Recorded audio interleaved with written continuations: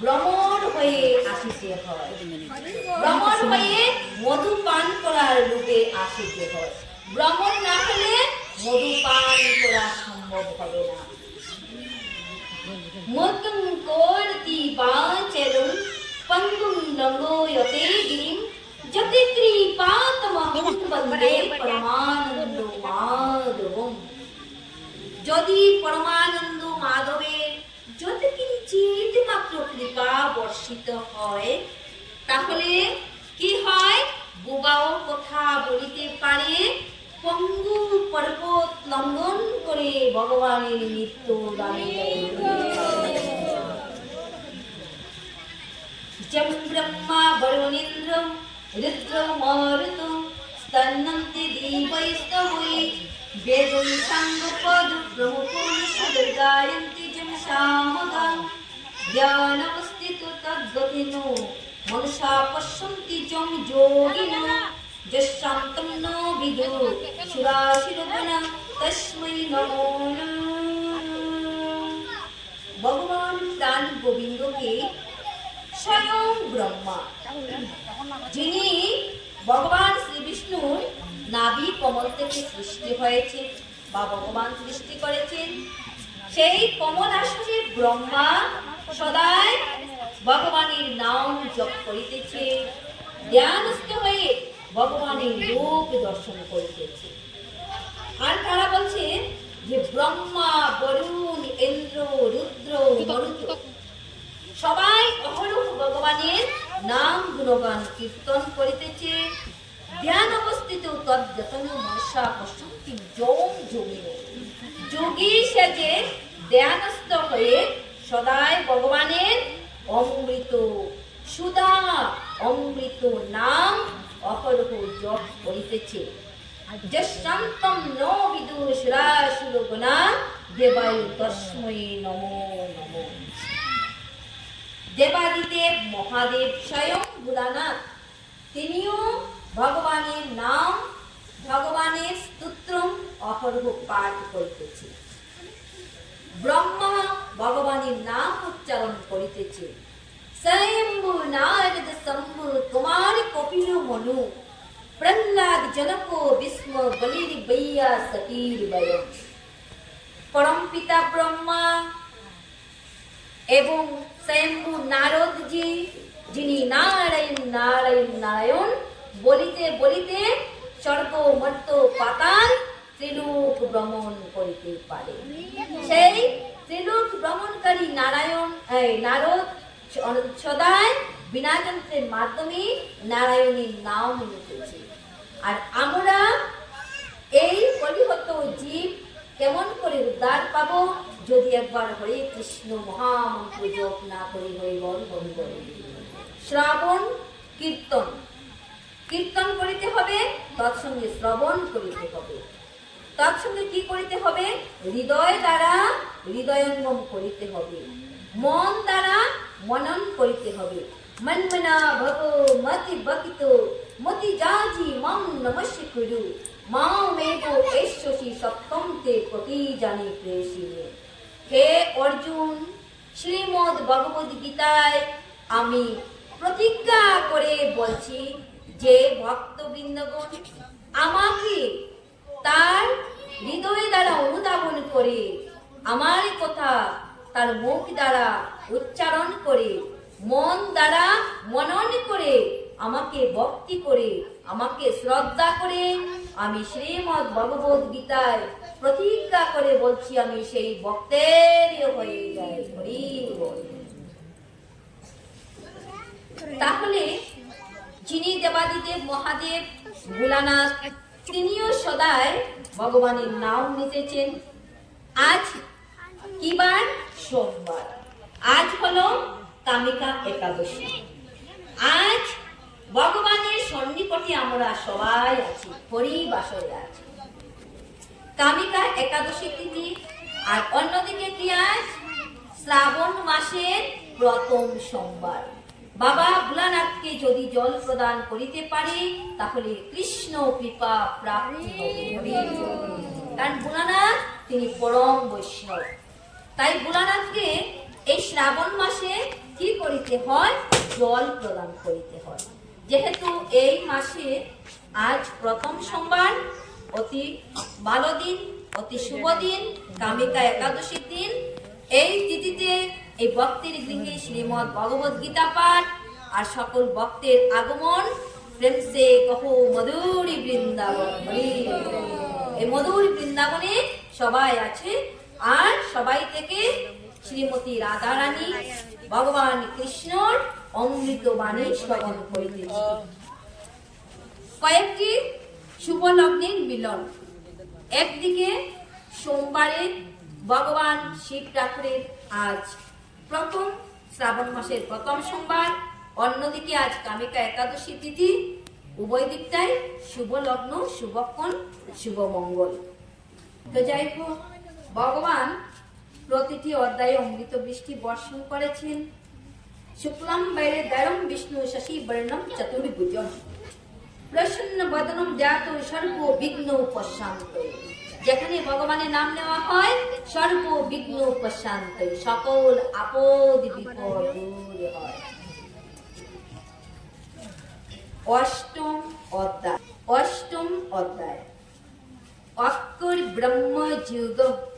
अर्जुन उवाचु किम तद ब्रह्म किमद्दत्तं किम कर्म पुरुषोत्तम अधिभूतञ्च किम प्रक्तम अधिदैवं किमोच्यते अधिजग्गो कथं को अत्र देहे अस्मिन् मधुसूदन प्रयाण काले च कथं गेयोषि नियोतात्तवि।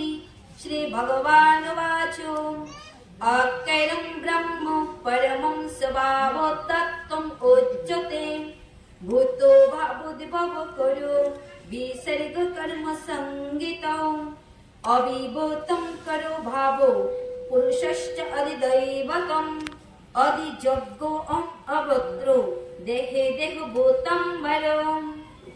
अर्जुन বলিলেন, হে পুরুষোত্তম, সে ব্রহ্ম কি, অধ্যাত্ম কি, কর্ম কি, অধিভূত কি এবং অধিদৈবই বা কাকে বলে? হরি বল।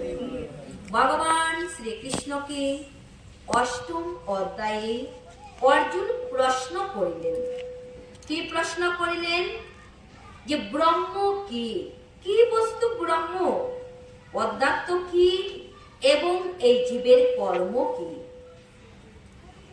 অধিভূত কি, অধিদৈবই বা কাকে বলে? এইগুলি হলো ভগবানের নিকট অর্জুনের প্রশ্ন। অর্জুন কি জানে না এইগুলির উত্তর? অবশ্যই জানে, কিন্তু কেনে বারে বারে প্রশ্ন করছে, আর ভগবান তার প্রশ্নের বিনিময়ে উত্তর প্রদান করিতেছেন। অর্জুন অবশ্যই সব জানত, সব জানেন, তথাপি আমাদের মতো জীবকে কৃপা করে জীবের মঙ্গলার্থে, জীবের উদ্ধারের জন্য তিনি প্রশ্ন করেছেন, যাতে সবাই জানিতে পারে। হে মধুসূদন, এই শরীরে অধিযজ্ঞ কে? আমাদের প্রত্যেকের শরীরে একজন অধিযজ্ঞ রয়েছে। সেই হেতু সেই সুবাদে অর্জুনের প্রশ্ন, এই দেহের মধ্যে কে রয়েছেন, কোথায় রয়েছেন, কেন তিনি রয়েছেন? হে মধুসূদন,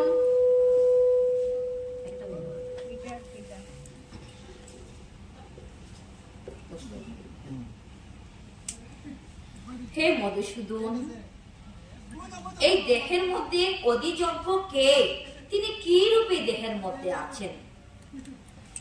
মৃত্যু কালে সংযত চিত্ত মানবগণ কি উপায়ে তোমাকে জানিতে পারিবে? কখন? মৃত্যুর সময়ে কিভাবে জীবগণ তোমাকে জানিতে পারিবে? ভগবান উত্তর দিলেন। শ্রী ভগবান বলিলেন, পরমাত্মাকে ব্রহ্ম বলে। কাকে ব্রহ্ম বলে? পরমাত্মাকে। তাহলে পরমাত্মা কোথায় আছে? প্রত্যেক জীবের অন্তরে আছে। পরমাত্মাই হলো ব্রহ্ম। এটি হলো প্রথম প্রশ্নের উত্তর। স্বভাবকে অধ্যাত্ম বলে, আমাদের আপন আপন স্বভাবকে অধ্যাত্ম বলা হয়। হরি বল। আর যজ্ঞাদি যেসব কাজের ফলে মানবগণের জন্ম ও বৃদ্ধি হইয়া থাকে তাহাকে কর্ম বলে। হরি বল। এখানে কোন যজ্ঞের কথা বলেছেন? যাহাতে মানবগণের জন্ম হয় এবং বৃদ্ধি হয়, বিবাহ যজ্ঞের কথা। হরি বল। বিবাহ যজ্ঞের কথা বলা হয়েছে সংযত চিত্ত। বিবাহের ফলে জীব সংযত হয়, তার চিত্ত সংযত হয় এবং তৎফলে কি হয়? মানবগণের জন্ম হয় এবং বৃদ্ধি হইয়া থাকে। এই বিবাহ যজ্ঞের সময় বর পক্ষ এবং কন্যা পক্ষ, কারণ কন্যা দাতা যিনি কন্যাকে দান করেন তিনি হলেন কন্যার পিতা, তাই তো? তো এখানে যে কন্যাকে দান করিতেছেন কার কাছে? কন্যাকে দান করিতেছেন বিষ্ণুরূপী পতির কাছে। যখন কুঞ্জের মধ্যে যিনি বর, সেই বর যখন প্রবেশ করেন, বর রূপে যখন শায়িত বা সুন্দর করে সাজানো হয়, তখন আমরা কি বলি? বরকে কি বলে থাকি? বিষ্ণু রূপা। বিষ্ণু রূপা না। আর কন্যাকে যিনি দান করিতেছেন তিনি হলেন বরুণ। দাতা হম বরুণ রাজা, দাতা হম বরুণ রাজা, দ্রব্যম আদিত্য দৈবতম। যে কন্যা দান করে তিনি হলেন বরুণ রাজা। সেই বিবাহের যজ্ঞের কথা বলছি। তখন পিতা তাকে রাজা, বরুণ রাজা, আর কন্যা হলেন সূর্য স্বরূপা। সূর্য স্বরূপা আদিত্য কন্যাকে আদি দৈবতম, সেই কন্যাকে দান করা হইতেছে কার কাছে? বিষ্ণু রূপানা, বিষ্ণুরূপী বরের কাছে। কেন দান করিতেছে? বিষ্ণু হলেন পালন কর্তা। বিষ্ণু কি করবেন? সেই কন্যাকে পালন পোষণ করবেন। বিষ্ণু রূপানা, তিনি বিষ্ণু রূপে সেই সূর্যরূপী কন্যাকে পালন করবেন। কেন পালন করবেন? প্রতি গৃহ্ণ ত্বং বিধি, প্রতি গৃহে গৃহে এই বিধি, এই নিয়ম, এই আচার, এই আচরণ নিষ্ঠা সহকারে আমরা যাতে সবাই পালন করিতে পারি। আর সেইভাবে পালন করিলে সমাজ কি হবে? সমাজ কখনোই ভুল পথে পরিচালিত হবে না, স্ত্রী বৃদ্ধি হবে, সংসারের মঙ্গল হবে, সর্বজীবের কল্যাণ হবে।